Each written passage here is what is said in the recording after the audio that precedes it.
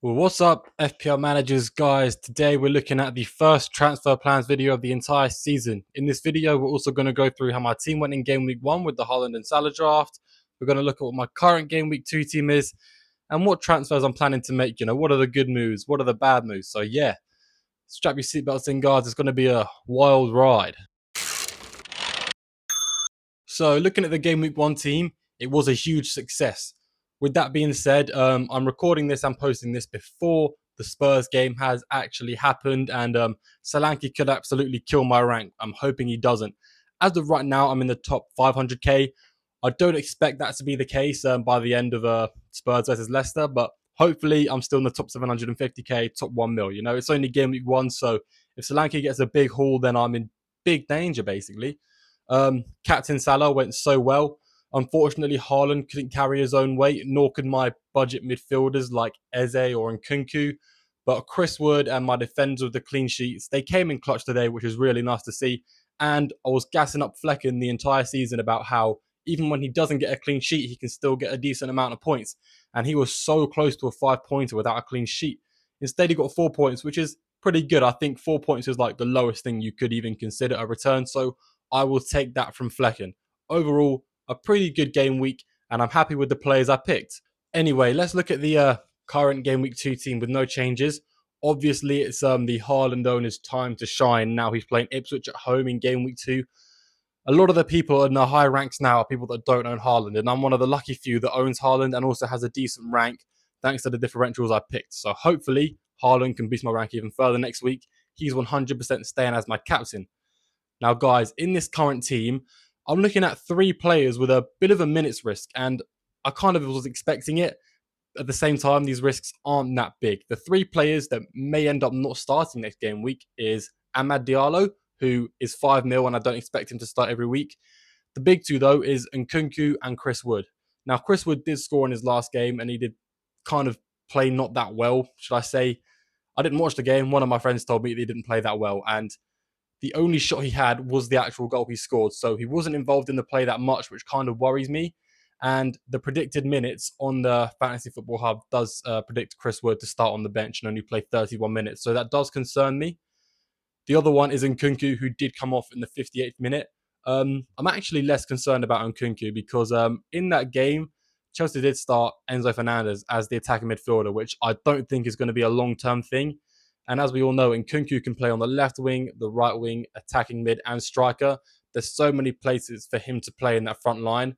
And while Chelsea do have a lot of players, a massive squad, I do think behind Palmer, Nkunku may be one of the more nailed players. I'm not surprised he came off. He's quite injury prone, and he might need just to ease into intense gameplay. So yeah, Amad can stay in my team. I do think he may earn himself a solid starting position if he outperforms Rashford in the next few game weeks. For now, he's going to sit on my bench. I am most likely going to play Leon Bailey ahead of Amad. But if I do get rumours that Amad is going to start, I probably will put him in my starting 11. And I follow a lot of United accounts. So if there's a rumour or there's, a little leak, I'm going to hear it. I may need to transfer out one of Wood or Nkunku because, like I said, the risk of minutes. But game week 2 is not the time to do it. I don't have enough data available. And for all I know, they both could start the next game week. Nkunku, there's no definite 6.5 mil mid to replace him at his price point just yet. So I need more data available for that, even if he's not going to be a regular starter. With Chris Wood, the switch to Muniz is really obvious and really, really good looking. He's a very attractive transfer. He's got the best fixtures, as I'll show you guys in a bit.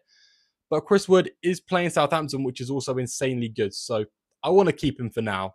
Looking at the defence, it is quite weak. We've got Mykolenko playing away to Tottenham, Saliba away to Aston Villa, Flecken away to Liverpool. My hopes are that Flecken can pick up a bunch more save points and hopefully not concede too many goals. Maybe get some bonus points too. While the Saliba fixture is not good, Arsenal can keep a clean sheet against any team in the league. So I'm not too worried about that one. With Mykolenko, I'm kind of just accepting the fact he isn't going to get any points. I could make a defensive transfer, although I think it's a waste of time.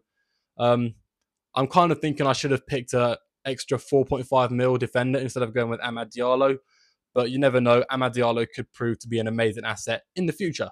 Anyway, let's dive a little deeper into Chris Wood and Muniz, okay?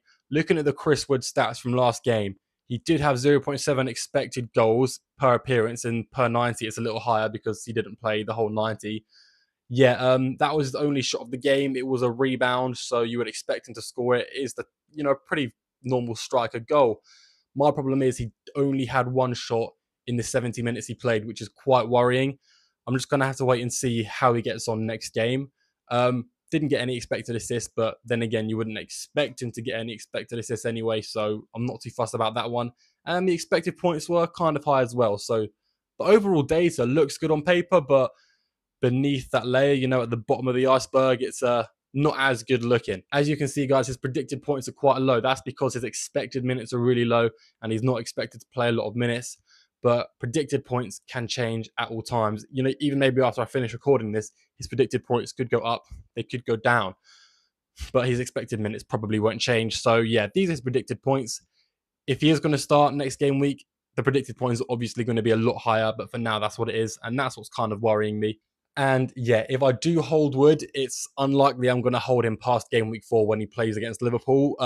If he scores like 3 goals in the first 3 game weeks, I'll probably hold him against Liverpool because that's really good form. But once again, I doubt that's going to be the case. But for the next few game weeks, I would ideally like to hold him. Unless I hear certain news he's not going to be starting, I'll make that change to Muniz. While we're talking about Muniz, we'll look at the Muniz stats now. They played against Man United, who actually defended very well and conceded like 0.5 expected goals, and Muniz was only 0.1 of those expected goals. Muniz did not get much of a look in, although he was a threat from the corners, and he nearly got a shot off inside the box, but Maguire held him off really well. So yeah, Muniz predicted points insanely high. He's expected to play 80 minutes per game, and those fixtures are the best out of any team in the league right now, rivaling Liverpool with the easy games. I really think it's going to be scary to go without Muniz, but after my boy Chris Wood got the 9-pointer, it's insanely hard to sell him. But who knows, guys? Everything is up for debate right now. As it stands, I'm holding Chris Wood, but that could change. So looking at potential transfers here, obviously we've got Chris Wood to Muniz. I have no urge to sell Nkunku because I don't know who a good replacement would be yet.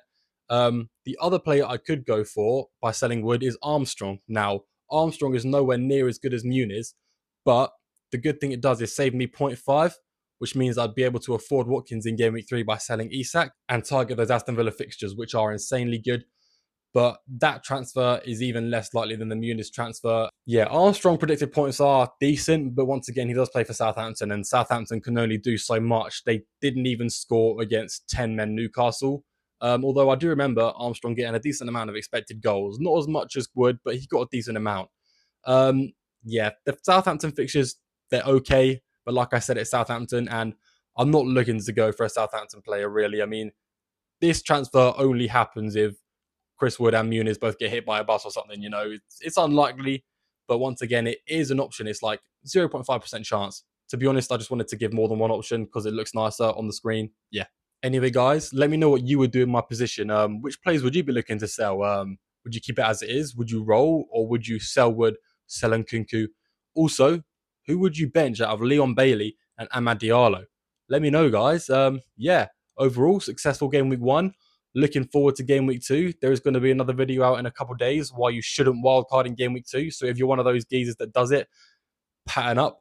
Yeah, guys, make sure you're liking and subscribing. Thank you very much for watching. I will see you in the next one.